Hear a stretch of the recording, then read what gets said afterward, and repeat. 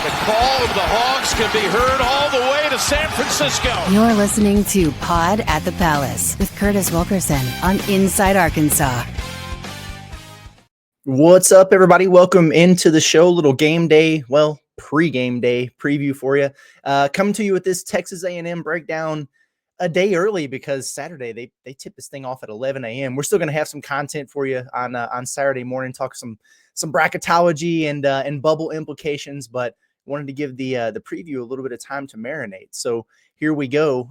Happy Valentine's Day, by the way, to all you crazies out there. If that's a holiday that you celebrate, I know it's controversial. Some people don't like it. They think it's a plant, an industry plant, a money grab. I don't know, but if you're tapped in on Valentine's Day to the Pod at the Palace, it means you're a real one. It also means you should hop on to insidearkansas.com/myshopify.com. Lock up some of our new merch. It's out there, the pre-sale. Inside Arkansas and Pod at the Palace shirts. You got that slick Pod at the Palace hoodie, the bombastic podcast, Rhoback, all that stuff. Go over there and check it out. Maybe you need a belated Valentine's Day gift for your loved one. I've been told that girlfriends of our listeners know us by name now because they tap in so much. That cracked me up the other night on the post-game show. But anyway, on to business. Let's talk basketball. Unless Arkansas sweeps this road swing, which, heck, if they do that, my goodness. But unless they sweep it, I think we're going to be doing this bubble talk nonsense until Selection Sunday. And it might be less stressful, depending on the games that they win. It might be more stressful depending on some of the games that they could lose. But if the Hogs are able to go steal one at Texas A&M on Saturday, they immediately move to the top of the pecking order ahead of a bunch of posers. And that's what's weird about the bubble is it works in two ways, right? Three ways, really. There are those mid-major teams that have crazy records but haven't played anybody because they couldn't get them scheduled in the non-conference, whatever. And so you don't really know if they're for real or not. And then you got the middling, high major teams, which Arkansas fits in that category this year. But there's a difference in Arkansas and, say, Georgia, or Arkansas and, say, Oklahoma, right? Because some teams got off to such a hot start and they were, projecting as 3 seeds or whatever. Then they come back down to earth. Reality hits them, right? And now they're trending in the wrong direction. Arkansas, on the flip side, got off to a horrible start, and people thought they were overrated and, one of the biggest busts in the country, whatever. And then now they're playing their best basketball, trending in the right direction. So that's what you have. You would rather be in Arkansas spot. I promise you that, because it is, they say they look at the full body of work, but I think there's something to be said for the what have you done for me lately? But this would be a huge win for Arkansas. Like I said, our bracketology update, that's going to be Saturday morning. Today we're previewing the Aggies, but just know that a win in College Station would give you the type of boost to your resume and the metrics that the Kentucky game in Rupp Arena did. It'd be like that. And so here we are. The stage is set. Arkansas, Texas A&M, Reed Arena, College Station, 11 a.m. Saturday on ESPN. Some of y'all might not like that 11 a.m. tip. I love it, man. Miss me with these Saturday 8 p.m.s on the road. I ain't got time for that, man. Let's have this game in the morning. See if Arkansas can get a dub and then celebrate the rest of our day. That's what I'm looking forward to. And this is going to work out perfectly to where the game ends, we do the post-game show, and then boom, Arkansas baseball right after that. Great time of the year. At any rate, I think that it might be the best team that Buzz Williams has had in College Station. They're good. 19-5 on the season, 8-3 in an SEC that is as good as any league in the country has been in a long, long time, maybe ever, honestly. I mean, that's why they're talking about potentially 13 teams making the NCAA tournament. Their only home loss is to Alabama this season. That was with Wade Taylor out. I think he missed 3 games. Their other losses this year, their opener to UCF just randomly back in November, a long, long time ago. They'll be like us looking back at that Baylor game going, oh, well, and then at Kentucky, and Wade Taylor is out for that one as well. They're trending towards the 2 seed in the NCAA tournament, and they're not eliminated from the conversation of a 1, depending on how the rest of their season plays out. Now, Arkansas could put an end to that if they go take care of business on Saturday, but we'll see. They're really, really good, right? But believe it or not, and I'm not just sipping the Kool-Aid here, I think this is a winnable game for Arkansas. I do. They're going to have to play very well. They're going to have to play way better than they did against LSU the other night. and they can't afford to have a first half like they did in that game. For whatever reason, this team has been playing better and better on the road as opposed to at Bud Walton Arena lately. We'll see if they can do it again. In some ways, this kind of strikes me as a really good matchup for Arkansas. There are a couple areas of concern, big concern though, that stand out, and we'll dive in on that shortly. Now, the Aggies, they have a strong resume, no doubt about it. I mean, if you go look at some of their wins, I'm going to just quickly pull up their KenPom page so I can give you a little bit of context here. Yeah, so, a 14-point win over Ohio State. I'm talking non-conference. Let's see. Where are we at here? They lost to Oregon, so okay, Oregon's a good team. Beat that Rutgers team with 2 lottery picks, blew out Wake Forest. They beat Texas Tech. They beat Purdue in that neutral site game.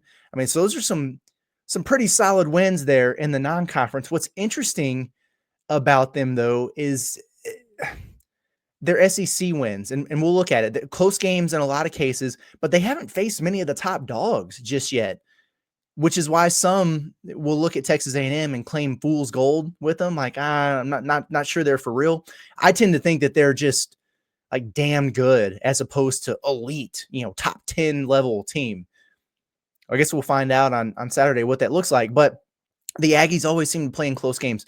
Just in the SEC alone, 2-point game with Oklahoma, 6-point game with Bama, 1 point against Ole Miss, 1 point against Texas, 7 in the rematch with Oklahoma, 4 against South Carolina, 3 with Missouri.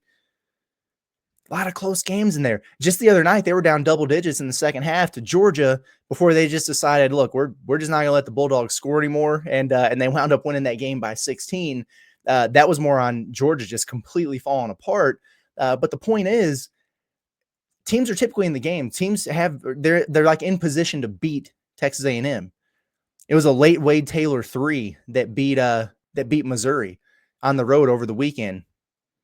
Tigers could have easily won that game. I remember watching that Texas game. They blew the A&M blew, what was it, a 14-point lead in the last 5-6 minutes, and Tremont Mark hit that game winner on them to put them down. So as good as they are, and when you look at their ranking and their net and all that stuff, and where they're at in the SEC standings, this is a beatable team. And it's crazy because if you go look at the box score, like their stats or their KenPom page or whatever, it could be easy to convince yourself, or at least make you wonder, I guess, how good Texas A&M actually is. They rank 301st nationally in 3-point percentage, 253rd in 2-point percentage, 300th in free throw percentage, 294 in assist rate, and 223 in turnover percentage. So one of the most inefficient offensive teams in the country based on what I just laid out there for you. But you look at KenPom and they're 36 nationally in adjusted offensive efficiency at KenPom. How does that work when you're sub 200 in every shooting and passing metric that there is? It doesn't make sense, does it? Well, herein lies the concern that I have going into this game. Texas A&M is number 1 in the country in offensive rebounding, and they're top 25 in free throw rate. Now, I know they don't make their free throws at a high clip, but they get there a ton. So they wind up getting a decent amount of their points at the charity stripe there. 22.4% of their total points come at the free throw line. That's top 30 nationally. If they could shoot it worth a darn, they'd be top 20. But that's how they do it, right? They miss a ton of shots. What does that mean? You got a ton of opportunities for offensive rebounds. They gobble up 42.7% of their own misses, and then they get fouled on putbacks and they go to the line. That's what they do. That's the way that they play. You guys remember it? Heavy, gross, physical, fouling, handsy basketball. It's going to drive you absolutely crazy. I'm telling you right now, you're going to be pissing flames by noon on Saturday, screaming at your TV, over the back, box out. You're going to be cursing at the officials on the television. This is what they do, man.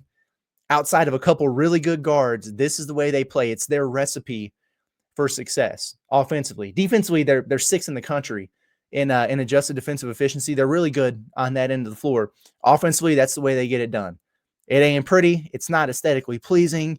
They get into rock fights and they win them. So be warned, because you're going to get feisty. We're going to be doing the watch party, and y'all are going to be upset about it. And you're probably going to get mad at me because I'm going to be sitting there going, I told y'all this is how it's going to be.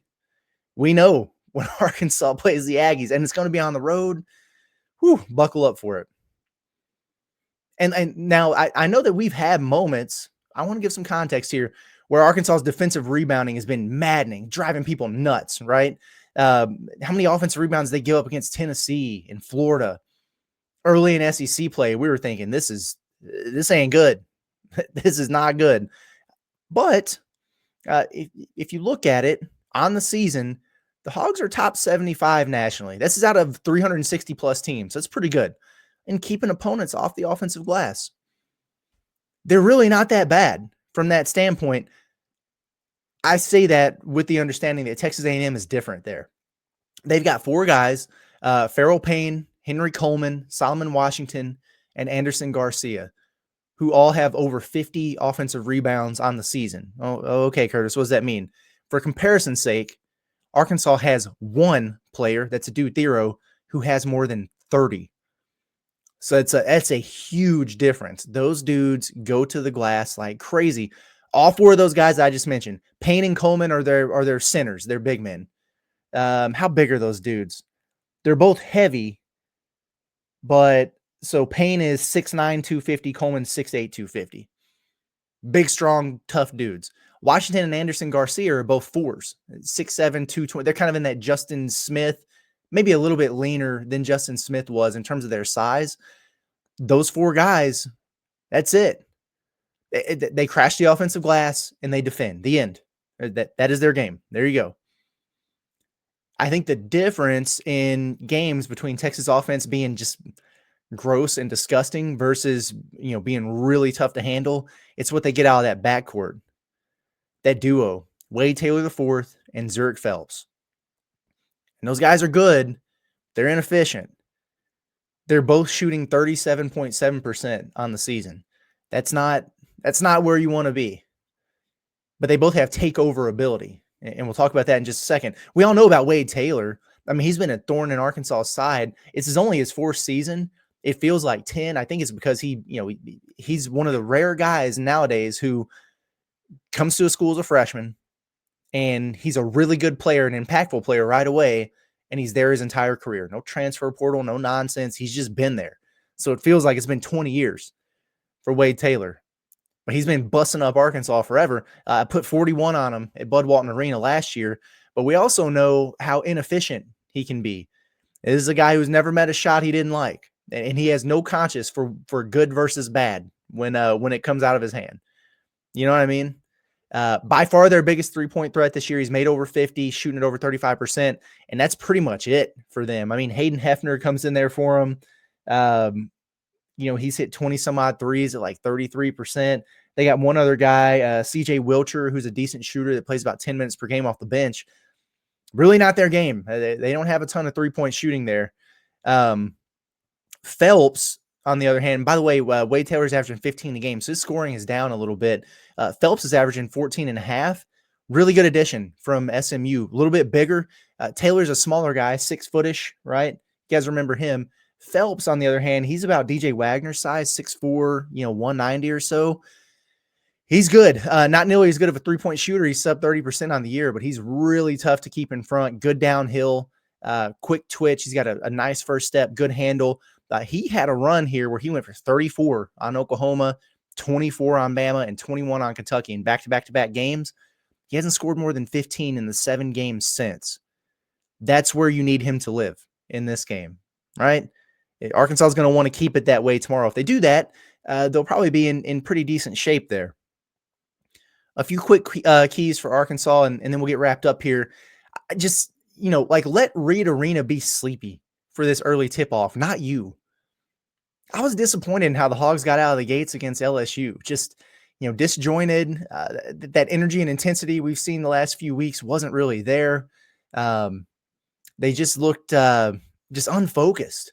The second half was so much better, hence turning a deficit into a 12-point win, right? But you're going to need that for 40 minutes against a team like A&M on the road. It's not going to fly over there if you're not ready to play. So get up, get out of bed, eat your Wheaties, whatever you got to do. hit the ground running, get off to a good start. See if you can take advantage of an arena that's trying to wake up a little bit. Obviously, closing out defensive possessions is going to be important. Arkansas has great first shot defense most of the time. The box outs here are going to be so critical, though. They're gonna give up offensive rebounds. They just are. I mean, A&M, what are we? They're 24 games into the season. They're rebounding 43% of their misses. They're going to get offensive rebounds. That's going to happen. So don't freak out and throw your remote through your television when it happens. Expect it. But can you limit that? Like, can you keep them under that mark? Because that's such a huge recipe to their success. They get that, and then they're winning these close games. Can you hold them to 35% or less of their misses that they offensive rebound? But then I think even the bigger thing there is limit how often you get burned by them, right? Like don't let it turn into one of those reload kick out threes for Wade Taylor, because those are killers, absolute killers. That happens to Arkansas too much. Or don't let them turn into cheap whistles because you're out of position after you give one up. Because that's going to be another key for Arkansas, is doing their best to defend without fouling. Despite this, Texas A&M probably won't make you pay as much as they should in terms of going and knocking down free throws. They're 68% as a team on the season, but you have 8 bodies. You have 8. You can't be having one of these situations like you did against Bama, where Thero and Nelly Davis and Big Z are all sitting out several minutes at the end of the first half because they have 2 fouls. Can't be in a situation where things are wonky down the stretch for you because you have guys who have fouled out. Especially against a team like Texas A&M that they play 10 deep. It's going to be really important. I think Arkansas needs to make 8+ threes in this game to win. And it's not asking too much. I don't think it's crazy. But when Texas A&M, I watched that Georgia game, when they were able to shut down the driving lanes because they just knew Georgia couldn't make a shot. It's not a good 3-point shooting team. It was suffocating. They couldn't get anything done. I don't want to see Arkansas get into a slog like that. 8+ threes, but I think making some early. You got to have them respect you out there. Double-digit turnovers forced, probably. And the Aggies are good for it. They'll turn it over. They can be inefficient at times. Use that to get out and transition a little bit. Texas A&M does a good job of slowing teams down with their pressure. And so they'll throw that 2-2-1 at you after a made basket. And it's not really designed to force turnovers or whatever. It's just designed to make you work a little bit, make you take 8-9 seconds off the clock before you get over half court. And then you're a little bit behind the 8 ball when it comes to getting into your half court sets. So that's a way that they use it. It's interesting because sometimes you think about, we want to speed it up, let's press. Well, it depends on what kind of press you use. The 2-2-1 is just to slow you down a little bit and get control of the tempo. They'll do that. I think you need to get 30+ points out of DJ Wagner and John L. Davis combined. They've got to be more efficient than they have been the last couple games from a scoring standpoint. I get it. Like, DJ's got 16 assists or whatever in the last 2 games, but he hasn't shot it particularly well. So he's 5 of, what would it be? 5 of 14 the last 2 games. Nelly's been 4 of 13 in back-to-back games.